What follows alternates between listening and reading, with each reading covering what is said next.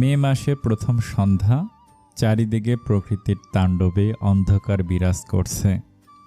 Current নেই বলে generator ব্যবহার করা হচ্ছে রুদ্রদের বাড়িতে।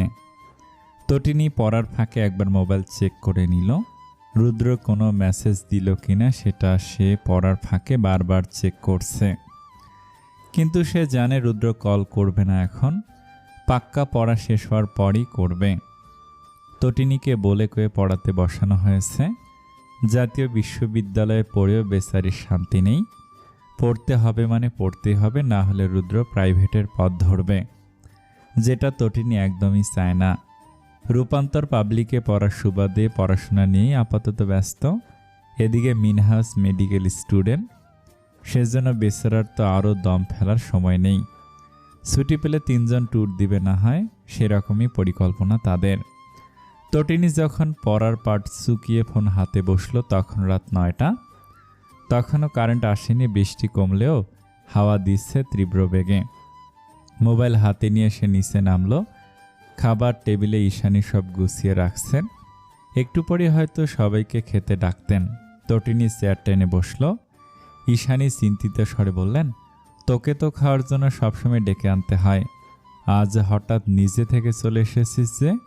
তটিনী গৌড়া মুখ করে বলল, এখন কি চলে যাব? তোমার ডাকার অপেক্ষা করব? ঈশানী চোখ দিয়ে শাসালেন, বড্ড বেশি কথা ফুটেছে, চুপচাপ খেয়ে ওঠ। তটিনী প্লেটে খাবার নিয়ে সবার আগেই খেতে বসে গেল। খেয়ে দিয়ে নিজের রুমে চলে গেল আবারও। তার খাওয়ার পরই সবাই খেতে বসলো। তটিনী যখন কলের অপেক্ষা করতে করতে ঘুমিয়ে পড়ল, তখনই তার মোবাইল ফোন বিকট শব্দে বেজে উঠল।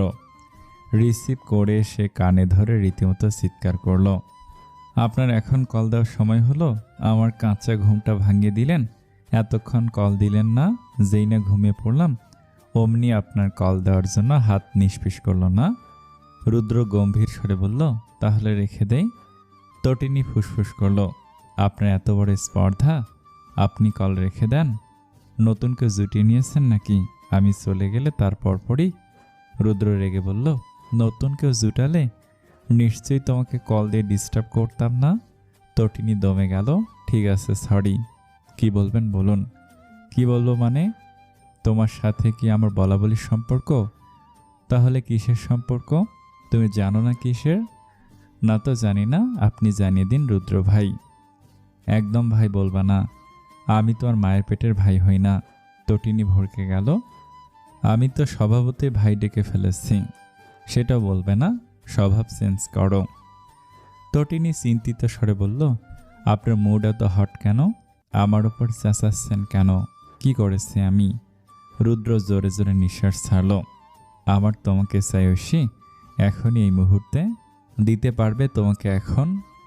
তটিনী হতভম্ব হয়ে কিছু সেকেন্ড চুপ থাকলো, তারপর বলল, তো নিয়ে যান আবার, আমি তো এক পায়ে রাজি।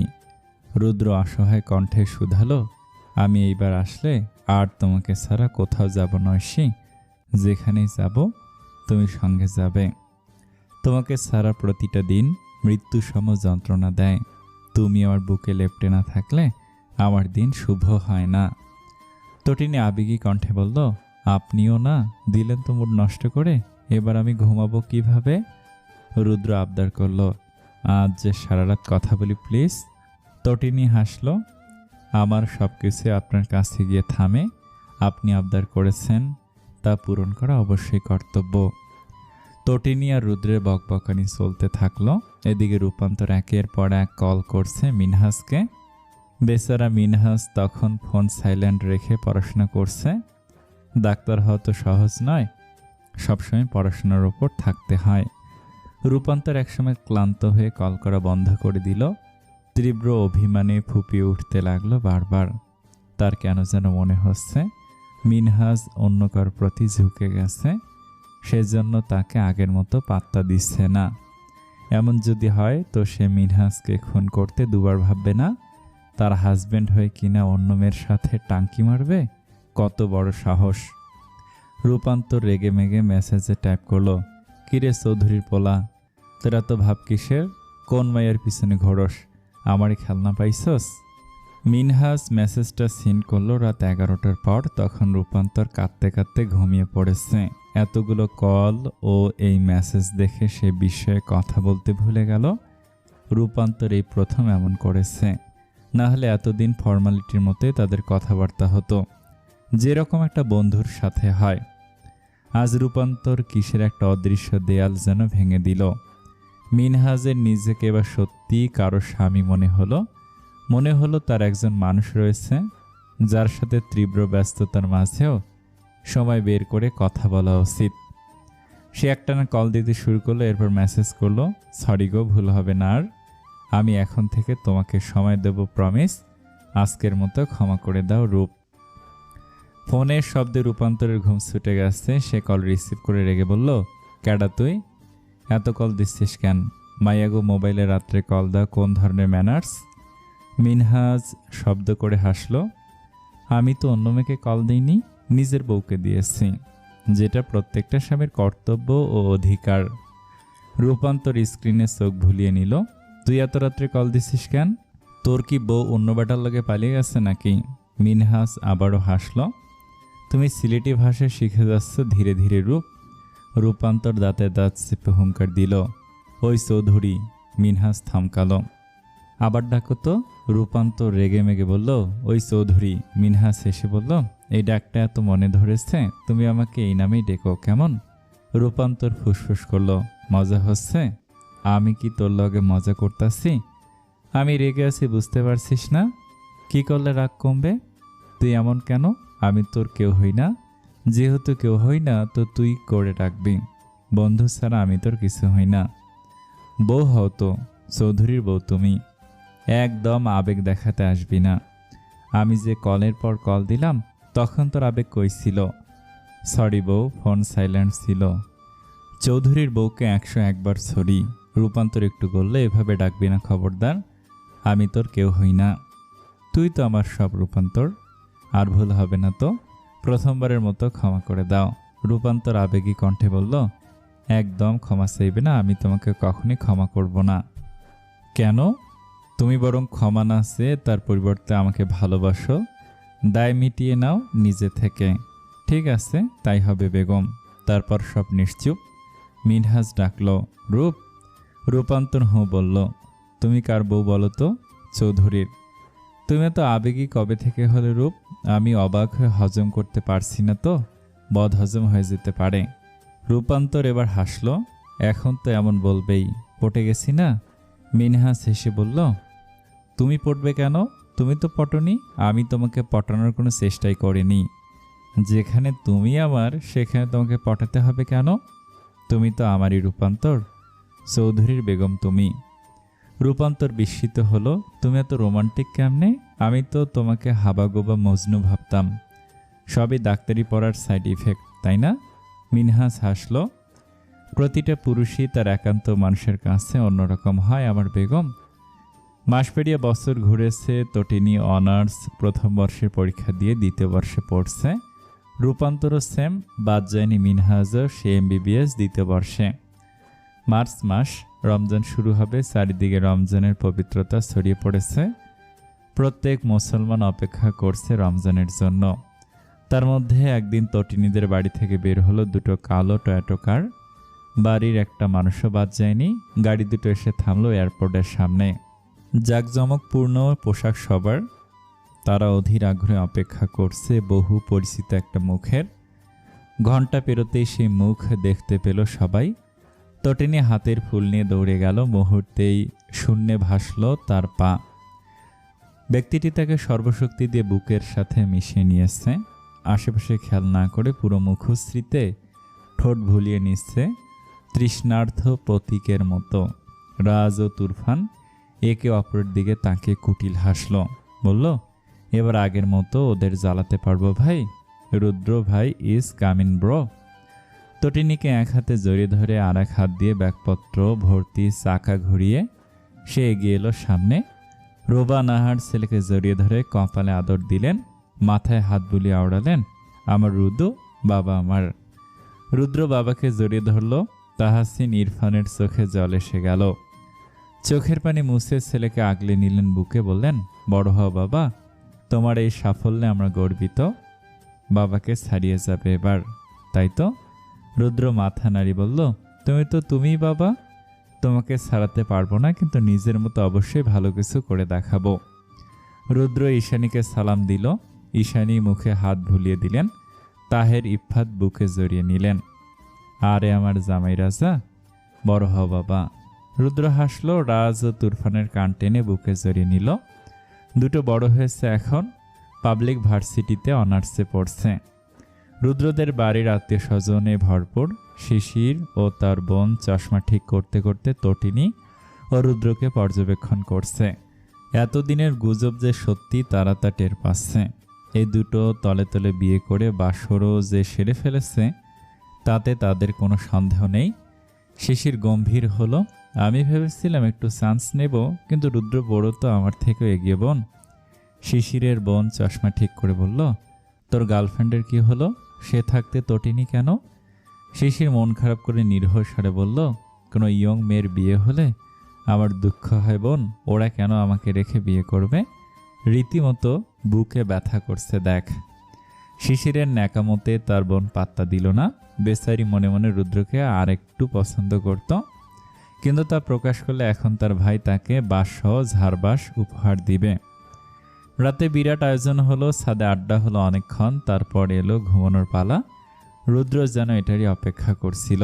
সবার অগোচরে তটিনীকে টেনে নিয়ে দরজা বন্ধ করে দিল। বহুদিনের তৃষ্ণা নিবারণের চেষ্টায় মত্ত হলো দুজন। রাত 2টোর দিকে যখন তটিনী রুদ্রের উন্মুক্ত বুকে লেপ্টে ঘুমাচ্ছে, রুদ্র তখন এক দৃষ্টিতে তাকে তার সর্বনাশীকে দেখছে। মাঝে মধ্যে ঠোঁট ভুলিয়ে দিচ্ছে পুরো মুখশ্রীতে। এই দেখার শেষ হবে না কখনো। রুদ্রের মন ভরে না, তার শুধু দেখে যেতে ইচ্ছে করে।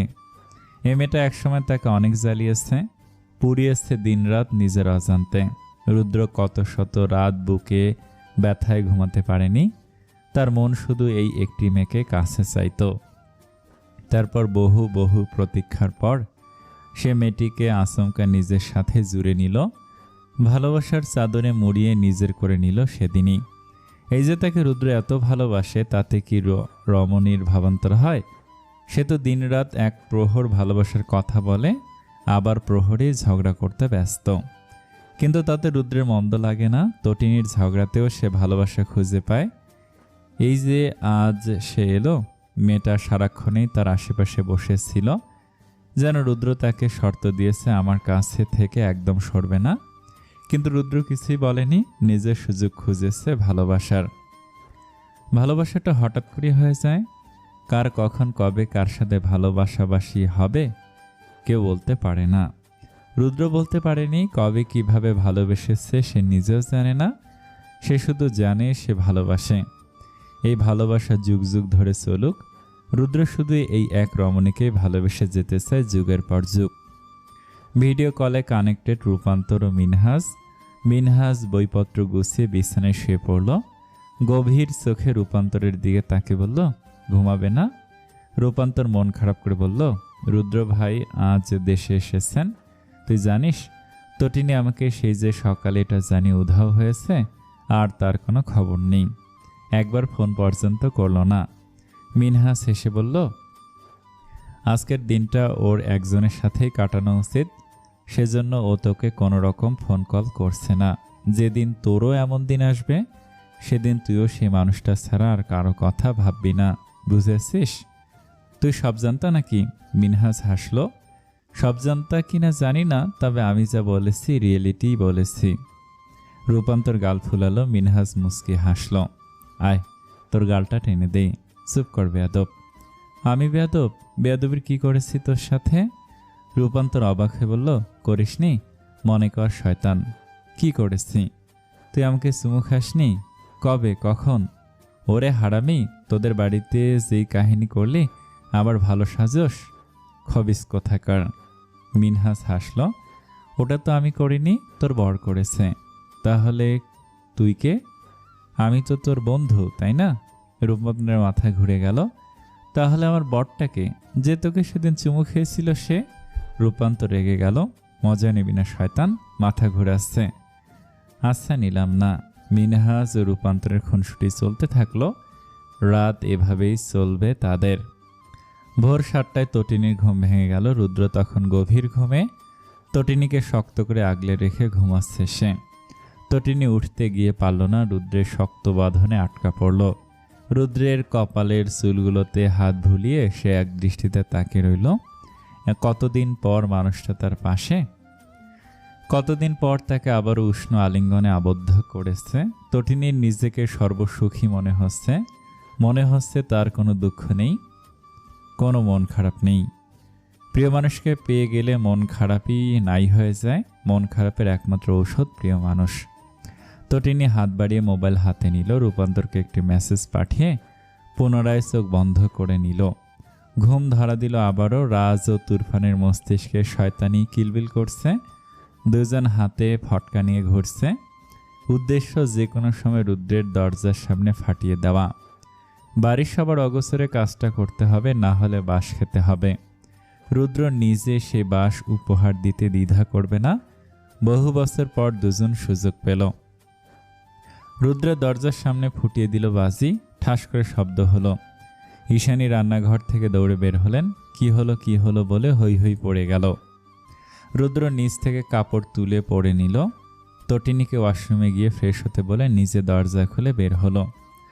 দরজার সামনে ফটকা দেখে তার বুঝতে বাকি নেই কাজটা কাদের, কিন্তু বাড়ির কারো সামনে তা প্রকাশ করলো না। বলল, আমি করেছি এটা। ঈশানী চলে গেলেন। রুদ্র ঘর ছেড়ে বের হলো। দুটো পাজিকে আজ এসে দেখে নিবে। রমজান শেষে ঈদ আবারও কড়া নাড়ছে দরজায়। সেই 2 বছর আগে ঈদ পালন করেছে একসাথে তারা, আবারও এখন থেকে একসাথে পালন করতে পারবে বলে তটিনীর খুশির অন্ত নেই। ঈদের শপিংয়ের সাথে বিয়ের শপিং সব কমপ্লিট। ঈদ পরপরই তাদের আনুষ্ঠানিক বিয়ে। আজ সাদরাত। সাদে গোল হয়ে বসেছে সবাই। রুদ্র তটিনীর হাতে মেহেদি পরিয়ে দিচ্ছে সযত্নে। বিয়ে ও ঈদ একসাথে কাটাবে। কাছের সব আত্মীয় ইতিমধ্যেই বাড়িতে উপস্থিত। ছাদে পা ফেলার জায়গা অবশিষ্ট নেই। মেহেদি আর্টিস্টরা মেহেদি পড়াতে ব্যস্ত। তটিনী সবার প্রথমে রুদ্রের হাত থেকে মেহেদি পরে নিচ্ছে। রুদ্র সুন্দর করে নিজের নাম আর্ট করে দিয়েছে। তটিনী চাঁদের মতো হাসল। রুদ্র মুচকি হেসে বলল, আমার চাঁদকে আকাশের চাঁদের মতো সুন্দর লাগছে। তটিনী লজ্জা পেল। আলগোছে রুদ্রের কাঁধে মাথা রাখল। রুদ্র কপালে ঠোঁট ভুলিয়ে নিল সবার আড়ালে। তটিনীর মেহেদি পড়া হাত নিজের হাতের ওপর রাখল।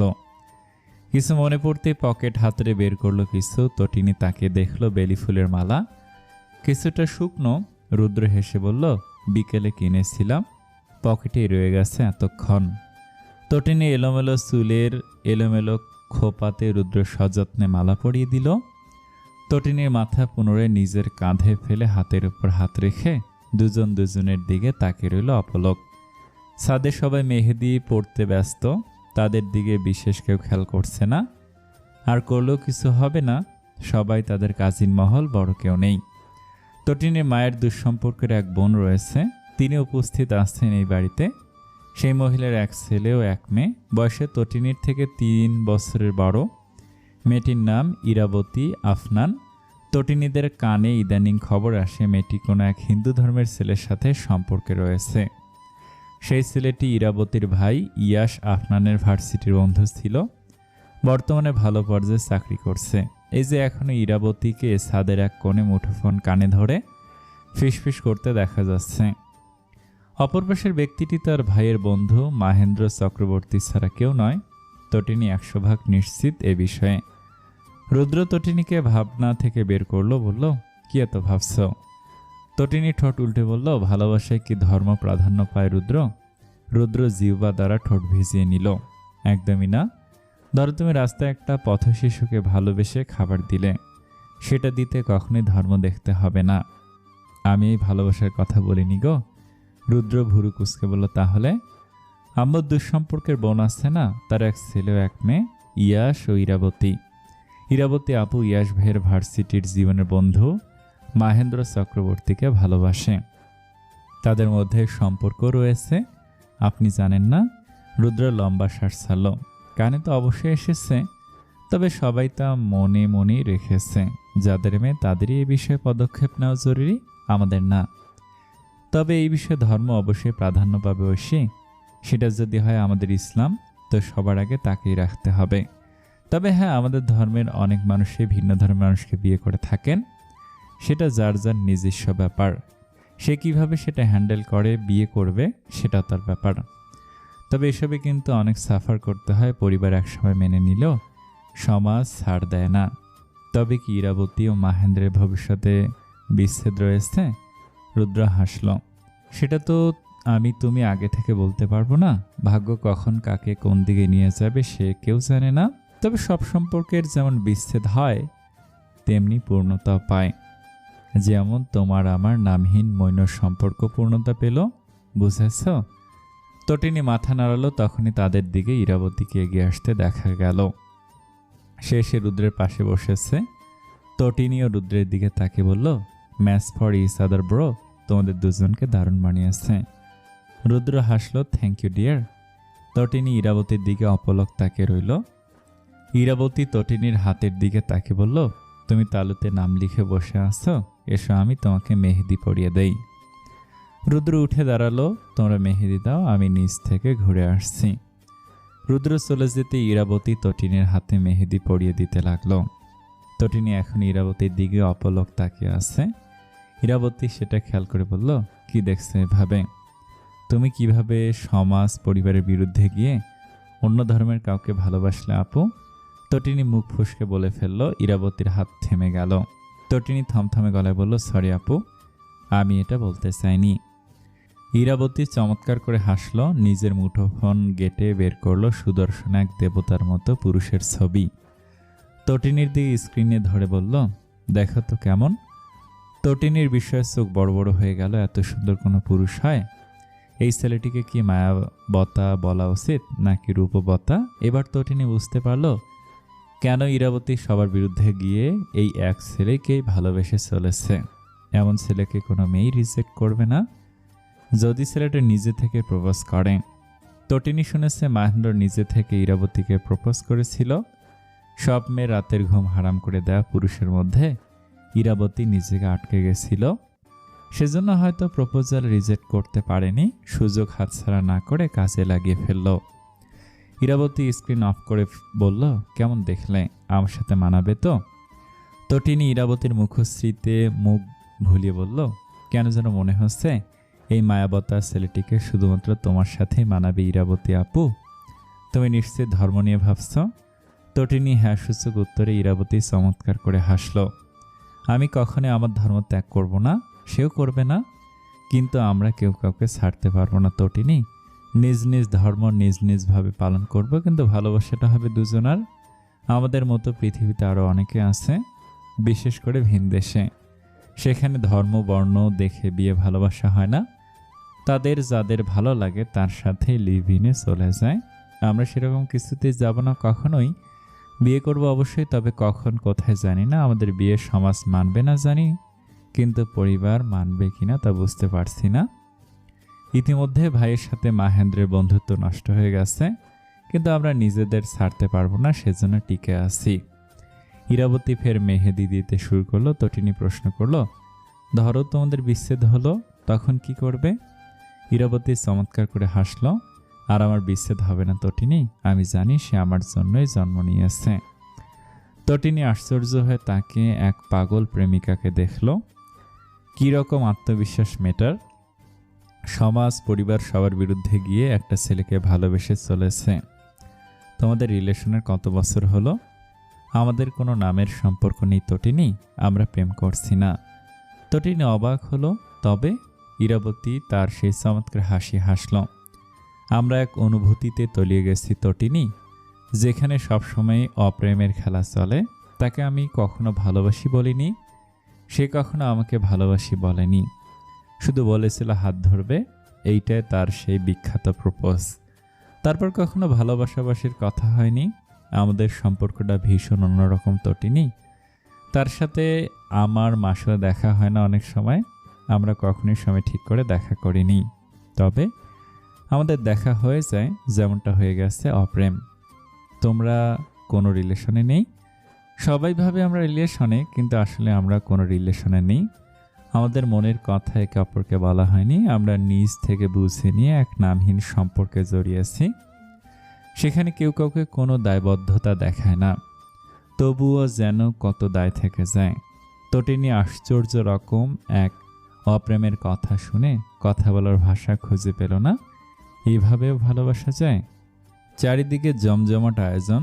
রুদ্র ও তটিনীর বিয়ে আজ। ঈদের একদিন পরেই বিয়ের আয়োজন হলো। গতকাল বিশাল আয়োজন করে গায়ে হলুদের অনুষ্ঠান করা হয়েছে। ইতিমধ্যে তটিনী ও রুদ্রের সামনাসামনি কাজী এসে বসেছেন। বিয়ে পড়ানো শুরু করলেন তিনি। প্রাপ্তি প্রণয়কে পরিণয় এ রূপান্তর করতে রুদ্র ও তটিনী আবারও আনুষ্ঠানিকভাবে বিয়ে করে নিল। রুদ্র পরেছে সাদার মধ্যে সোনালী কারুকার্যের শুভ্র পাঞ্জাবি, তটিনী লাল খয়েরি ভারী শাড়ি ও মাথায় লাল চকচকে কাঁচ করা দোপাট্টা। সাথে ভারী মেকআপে মন্দ লাগছে না। রুদ্র ও তটিনীর বিয়ের পর এলো মুখ দেখার পর্ব। সবাই চারিদিক থেকে গোল হয়ে দাঁড়িয়েছে। রুদ্র তটিনীর দোপাট্টা তুলে দিল সিথি সমান। হাত ভর্তি মেহেদি তার সৌন্দর্য বাড়িয়ে দিয়েছে। সাথে ঠোঁটের কোণের সর্বনাশী হাসি রুদ্রের সর্বনাশ করতে যথেষ্ট। রুদ্র সবার আড়ালে কানে ফিসফিস করে বলল, সর্বনাশিনীর সর্বনাশী রূপে রুদ্র ইরফানের সর্বনাশ সর্বদার মতো প্রযোজ্য। কৃতজ্ঞতা তোমার রুদ্রের সর্বনাশিনী হওয়ার জন্য। আংটি বদল হলো। রুদ্র নিজের ইনকামের উপার্জন দিয়ে ছোট একটি ডায়মন্ডের আংটি কিনেছে, সেটাই তটিনীকে পরিয়ে দিয়েছে সে। তারপর এলো খাওয়া দাওয়ার পাট। সবাই খেতে বসলো। রুদ্র তটিনীকে নিজ হাতে খাইয়ে দিল। ফটোশ্যুট তো সবসময় করা হচ্ছে। ইতিমধ্যে রুদ্র নিজেদের ছবিসহ মেরিট স্ট্যাটাস দিয়ে দিয়েছে। রুদ্রের কমেন্ট বক্সে কমেন্টের ঝড়। সে ডাটা অফ করে রেখে দিয়ে তটিনীর হাত ধরে বসে রইল। রূপান্তরা মিনাহাসকে দেখা গেল, তারা ম্যাচিং ড্রেস পরেছে। তটিনীর কানে কানে বলল, দোস্ত দোয়া করে দিস যাতে এবার আমার বিয়েটা হয়। শুনেছি বিবাহিত মহিলাদের দোয়া লেগে যায়। তটিনী ঠোঁট চেপে হাসল। মিনহাস ভুরুকুসকে বলল, তুই ওর কানে কানে কি বলছিস? জোরে বল, আমিও শুনবো। রূপান্তর কোমরে হাত রেখে বলল, আমাদের পার্সোনাল কথা জোরে বলতে যাব কেন? মিনহাস রুদ্রের পাশে বসলো। রূপান্তর বসলো তটিনীর পাশে। ক্যামেরায় তাদের যুগলবন্দি হলো। গাড়ি কমিউনিটি সেন্টার থেকে রুদ্রদের বাড়ির দিকে ছুটে চলেছে। আজ থেকে তটিনী পার্মানেন্টভাবে রুদ্রের ঘরের রানী হয়ে গেল। রুদ্রের ঘরের সব কিছুতে এখন তটিনীর অধিকার। আজ থেকে আর কাউকে লুকিয়ে কাছাকাছি আসতে হবে না।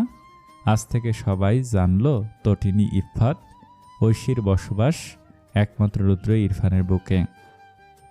আজ থেকে সবাই অবগত হলো রুদ্র ইরফানের একমাত্র ও শুধুমাত্র একজনই, আর সে তার প্রিয়তমা ঐশী। ফুলে ফুলে সজ্জিত বিছানায় দোপাট্টার আড়ালে মুখ লুকিয়ে বসে আছে তটিনী। রুদ্র, রূপান্তর, মিনহাজ সহ দরজা আটকে রাখা বাকিদের সামলে ভেতরে ঢুকল রাত 12টার পর। তটিনীর তখন ঘুম চলে এসেছে চোখে। রুদ্র ধীর পায়ে এগিয়ে গেল, দোপাট্টা তুলে মুখ তুলে চোখ ভরে দেখল। তটিনীর ঘুম জড়ানো চোখের দিকে তাকিয়ে হাসল। ঘুম পেয়েছে? ঘুমিয়ে পড়তে? আজকের রাতটা তো বারবার ফিরে আসবে না, ঘুমিয়ে নষ্ট করতে চাই না। রুদ্র হাসল পুনরায়। তটিনীর কপাল গাঢ় করে ঠোঁট ছুঁয়ে দিল। তটিনীর বুকে ঢলে পড়ল। রুদ্র শক্ত করে নিজের সাথে জড়িয়ে নিল। চুলের ভাঁজে ঠোঁট চেপে ধরে বসে রইল দীর্ঘক্ষণ। আমি দেখেছি, পেয়ে গেলে পুরনো হয়ে যায় বলে আগের মতো ভালোবাসে না, কিন্তু আপনি সেই ধারণা পাল্টে দিয়ে আমাকে ভালোবাসতে বাধ্য করলেন। তুমি আমার কাছে কখনোই পুরনো হবে না ঐশী, তুমি আমার কাছে সবসময় একই থাকবে। রুদ্র ইরফানের বউ হয়ে সারা জীবন আমার বুকের মধ্যে বিচরণ করবে। তোমার জায়গা আমার বুকে সবসময় থেকে যাবে ঐশী, সেটা কখনোই পরিবর্তন হবে না। ভালোবাসা দেহ দেখে হয় না ঐশী, সেজন্য তুমি কখনোই পুরনো হবে না। যখন তোমার আমার শরীরের প্রয়োজন হবে না, তখন আমি তোমাকে মনের টানে কাছে টানবো। ভালোবাসার চাদরে মুড়িয়ে রাখা যায়, হাতে হাত রেখেও। বুঝতে পেরেছ? আর যাদের কাছে পুরনো হয়ে যায় তারা আসলে ভালোবাসেনি। প্রেম আর ভালোবাসা আলাদা জিনিস ঐশী। প্রেমের শরীর আবশ্যক, ভালোবাসায় প্রিয় মানুষের বিশ্রী মুখটাও সৌন্দর্য, সর্বস্বর অধিকার বহন করে। তুমি আমি যখন বৃদ্ধ হব তখন আমাদের একজন মানুষের প্রয়োজন হবে, কথা বলার মানুষ। আমি তোমার সে মানুষ হব, আর তুমি আমার সে মানুষই হবে। এটাই ভালোবাসা। তটিনী মুগ্ধ হয়ে কথাগুলো শুনল। রুদ্রের কপালে গাঢ় করে ঠোঁট ছুঁয়ে হাসল। রুদ্র ভুরু নাচিয়ে বলল, কি? তটিনী ফটাফট রুদ্রের বক্ষস্থলে ওষ্ঠদয় ডোবালো।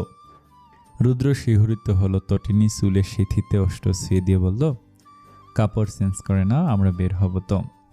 তটিনী ও রুদ্র কাপড় চেঞ্জ করলো। তটিনী সাদা জামদানি পরেছে, রুদ্র সাদা শার্ট। সবার অগোচরে দুজন বের হয়ে গেল বাড়ি থেকে।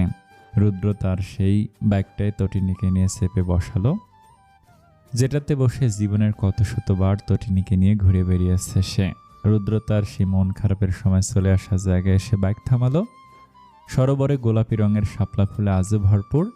সিঁড়িতে এসে বসলো দুজন। তটিনী পা পানিতে ডুবিয়ে বসলো। রুদ্র ফিসফিস করলো, এই জায়গায় আমরা শেষ কবে এসেছি মনে আছে?